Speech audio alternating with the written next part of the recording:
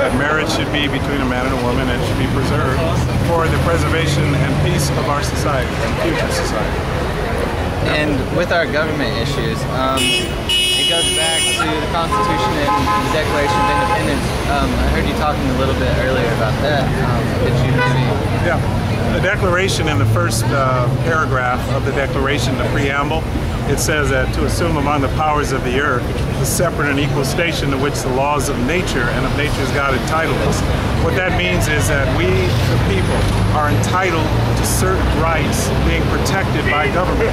Those rights were listed in the Declaration: the right to life, liberty, and the pursuit of happiness. But the pursuit of happiness had to be based on a higher moral law, which is the laws of nature and nature's God. So it is all in context to protect man's natural right. And that's what that's all about. Good. Nothing more. I agree with you. Yeah. And those are the limits of society. We all have to be bound by the same limitations. Otherwise, we now have anarchy. We don't have peace in society. We can't maintain it. And so how do you feel about different government officials that are publicly elected by people such as you and I, threatening to withhold business permits and such things as that for this establishment? Well, again, that is a violation of a very natural law, because I'm going to use that phrase a lot just so I can get people to understand what the founders meant by natural law. The laws, meaning reason and revelation of the scriptures, the Holy Scriptures meant the Bible, and they based the form of government on the Judeo-Christian belief system. And they took some of those laws and applied it to modern society at that time. And we can take those same laws and apply it to our society today in order to preserve rights. So did that answer your question?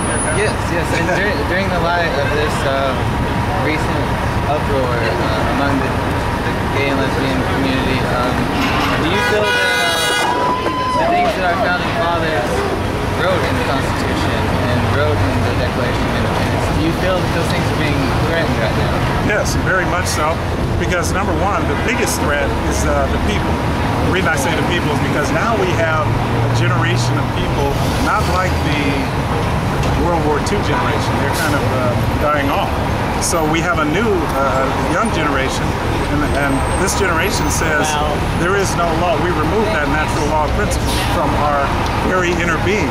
That moral principle that Abraham Lincoln talked about as the reason to preserve the Union and free the slaves. It was based on a higher moral principle in us, in all of us. And we all know that principle now, that is to not be injurious to your fellow man. And yet we injure our fellow man if we accept gay marriage. That is an injury and an insult to our fellow man. Because men are made in the image of the Creator God. If they're made in His image, then we are obligated morally to abide by the very laws that He has instituted. And also here in America, would you say that, how do you feel that someone from a different religion, or say someone from this protest, waving a flag or holding a sign, right now, if they were the owner of this establishment, they were the CEO, and they came out publicly and stated that they were gay, how do you think the public would react to protests against that, or would they protest? Well, I'm sure there are gay establishments, and they have no real reason to not come out and say that they're gay. I mean, because the environment, especially in Hollywood, the environment of society here is acceptable, or is accepting that lifestyle, the gay lifestyle. So it's more friendly towards it. Why would they not come out and say anything? Number one. And number two, if they did, I don't think it would affect them. You know, I would eat, if the CEO were gay, came out in favor of gay marriage, in favor of it, if I wanted to eat there, I would still eat there as long as I'm welcome. That's kind of how I feel, and I think a lot of people feel that way. Is if you can see behind us here, seems like business is doing pretty well today. Yeah. And I also I've never seen any signs. Do you see any signs that say no gays allowed, no gays are served? I mean, that's the way they did the South, the blacks in the South.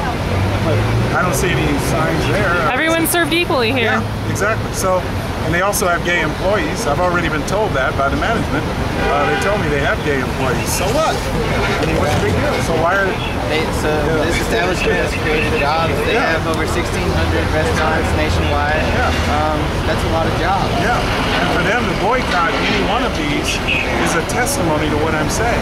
Their belief system is greater than their love for their fellow mankind in saying, oh, we want more jobs. I mean, think about it.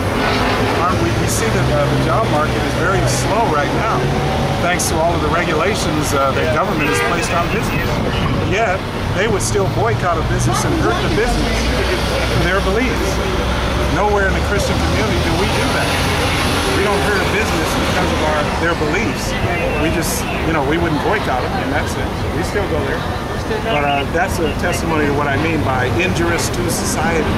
So by their views, they are injuring society by saying, don't eat here, when that would hurt business and hurt jobs. And their fellow members of the gay community that are actually in there right now. Yeah, they're in there now. Making the chicken sandwiches and working at these restaurants nationwide. Yeah. So they hurt their brethren by saying, okay, we're going to boycott your business where you work, and then maybe they lose business and not be able to hire them. Yeah. So I think it comes right back to the truth, which very few people want to hear. Thank you, guys. Thank you very much. Thank you, madam. And you have a great day, sir. All right, guys. I hope to see that on YouTube.